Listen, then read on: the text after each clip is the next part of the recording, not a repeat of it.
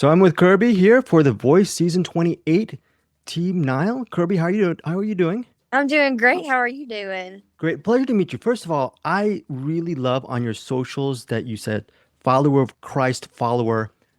Understandably, most people put a link to their website, their new music or their new movie or where you can reach them, but that is the first thing people will see when they go to your socials. Why in general is that so important to you to put that first as far as identifying who you are? To me, that's just who I am. And so I feel like if a person, the first thing I would want somebody to see in me or somebody to get to know about me is that I follow Christ. And I feel like it's just, since it's such a big part of who I am, I feel like that's just what I am. I'm a musician, but I'm also first a Christ follower. So I just I felt that, putting it in there, I don't know. It was just, that's what my identity lies in, I guess, in a way. So I just decided that would be what I want people to see first when they look me up. This is such a general question and maybe a dumb question, but what in general does faith give you on a day-to-day basis? The strength or maybe just all different colors of the rainbow for you, I'm assuming? Definitely. I spent some time not being a Christian, and going about life without faith to me is a lot harder than going about life with faith. And I feel like, especially in this whole journey, it's given me so much strength. This year in general has been a really interesting year for me. It's been a hard year, but also a super blessed year. Hard as in, I've suffered some grief this year. I lost my grandmother going into this year. She actually passed right before I flew out for my journey on The Voice.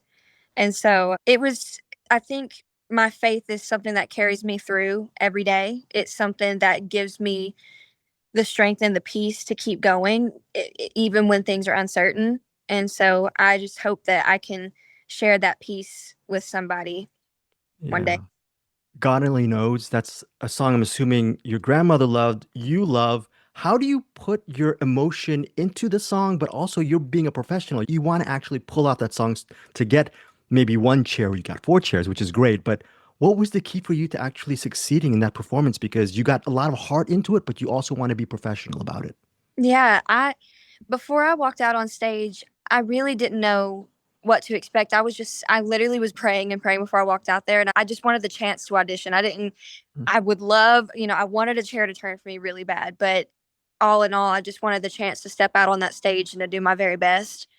And I just felt that if I went out there and poured my heart out and did it, stayed true to myself in who I was as an artist and what that song meant to me, that it would hopefully be effective. And it seemed to have worked. So I think I didn't want to overcompensate with the song. I wanted to kind of let the lyrics speak for itself and, just take the most honest take I could with the song while still kind of showing off who I was as a vocalist. So that was my plan before going out there. So, all due respect to all the other coaches, but why did you choose Niall, Team Niall? Is it because of that relatability as far as him going through that journey as well, being part of a competition show? Yeah, it's so funny because before I walked out there, I actually had a different plan. I didn't know who would turn for me.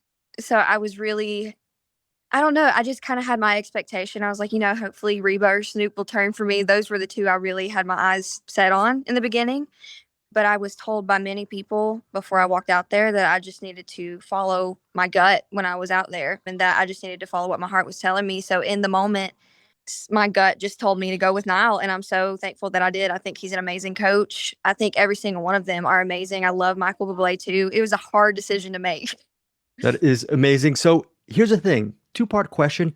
I'm sure you're getting a lot of questions about what's it like to see yourself on television. I know that's a surreal experience, but I want to ask actually, what's it like when after you see yourself perform, but then you see your performance uploaded onto TikTok, YouTube, all the other socials, and then the comments and views Mhm. start coming in? And are you able to actually not look at the comments or do you immediately process? What is it like to process all those comments? And a lot of them are just so complimentary. Yes, I didn't know what I was expecting. I didn't expect the amount of love that I did get. I had some friends that were on this season and have aired before me. They aired in the prior weeks, and a lot of them advised me, stay away from the comments as much as you can. Just keep your heart pure and enjoy the moment because there's always going to be people out there that didn't resonate with what you did. But I couldn't help it. You got to look at it sometimes. And so I was so pleasantly surprised with the reaction that I received and the way people responded to what I did out there. And so I've kind of done my best to kind of stay away from the comments as much as I could. But the ones that I have seen have been so overwhelmingly gracious and kind. And I'm just so blown away by the reception that I've seen so far. Now, I'm paraphrasing. I'm going to give one of the comments, and I don't know if it's the exact wording, but regarding your package and your performance, what's it like to hear that you're what I think the total package? And that's a comment from Reba. Is that surreal to hear that and process that? That's amazing, right? That was freaking crazy to hear Reba tell me I was the total package because obviously Reba's the total package. She's like a superstar.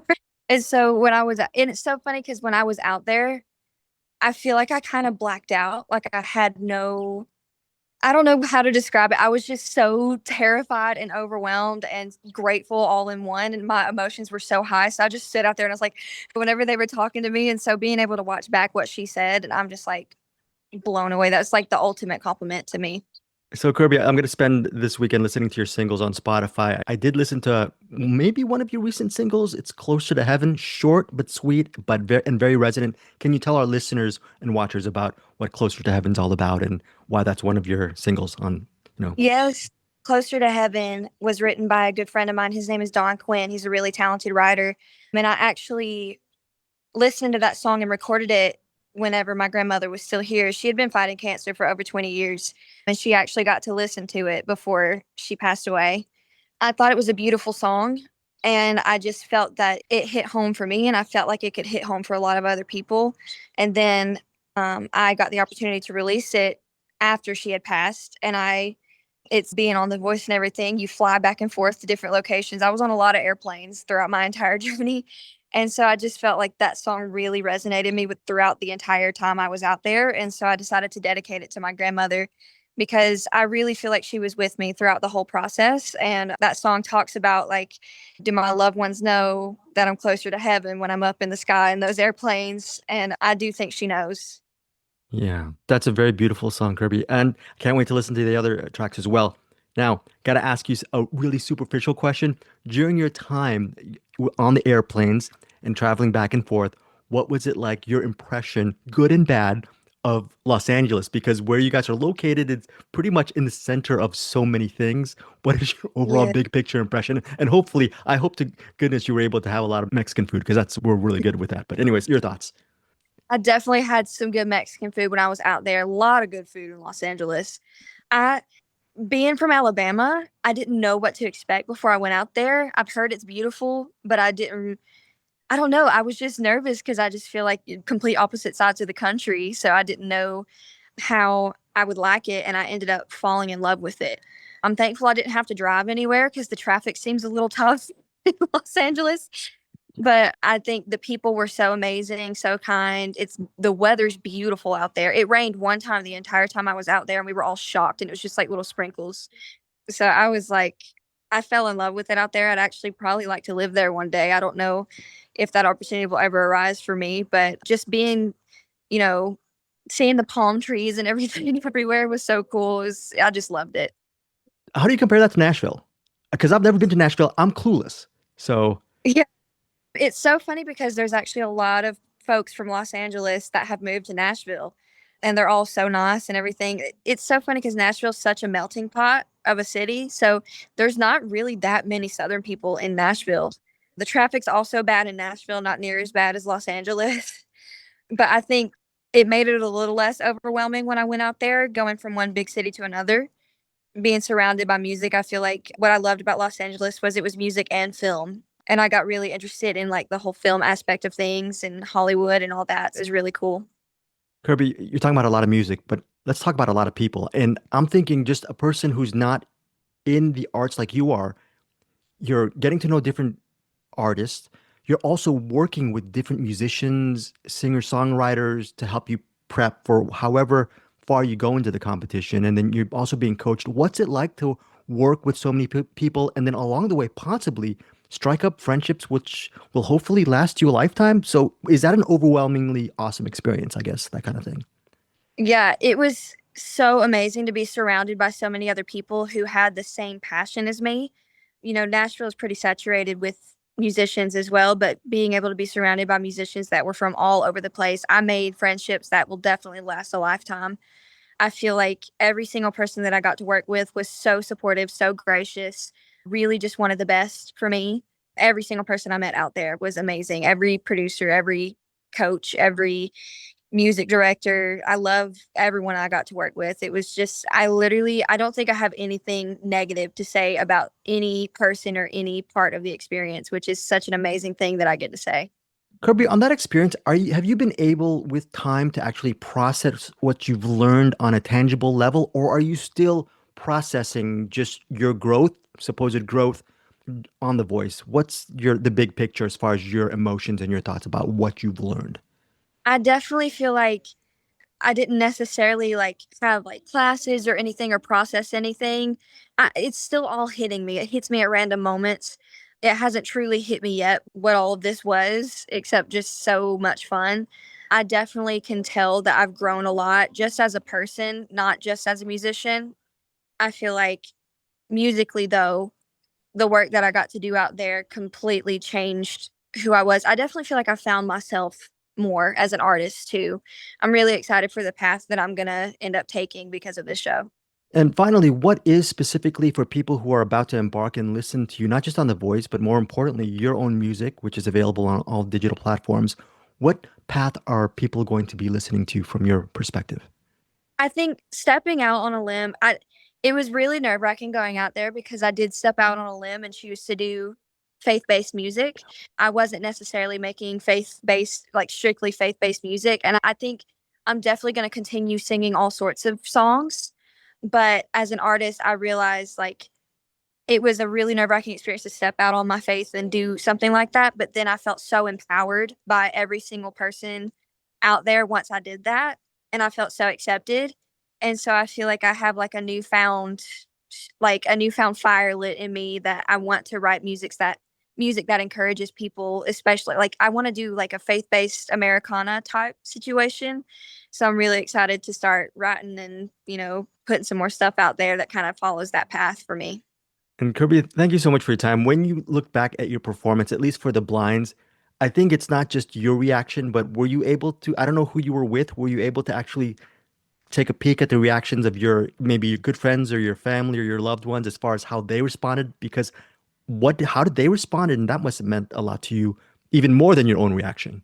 I'm so thankful for every single person from my hometown. My hometown really stepped up and supported me. Like everyone, I've had so many people, more people than I could even respond to, reach out to me to express their support and how proud they were of me for that. And that meant the world. I've cried like 3 times after watching my blonde just because I'm so overwhelmed with gratitude. My family was with me when we got to watch it for the first time on the TV.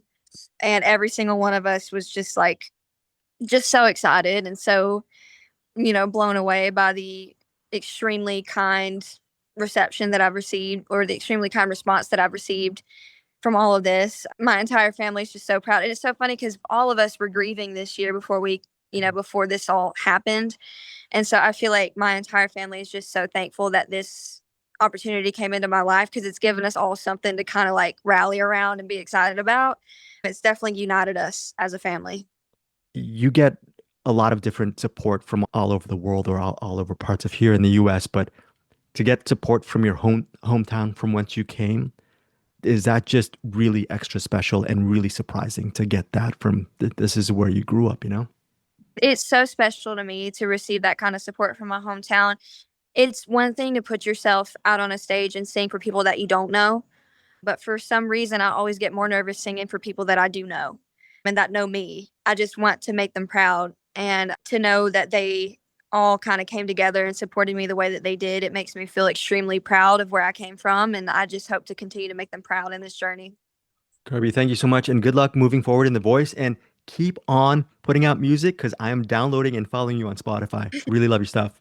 So much. I appreciate that so much. All Thank you right. so much for having me. Hey guys, thanks so much for watching this video. For more movie and television reviews and interviews, please subscribe to my Deepest Dream channel. Like, comment, share, subscribe. And as always, thanks so much for your support. Take care. Hey guys, thanks so much for watching this video. For more movie and television reviews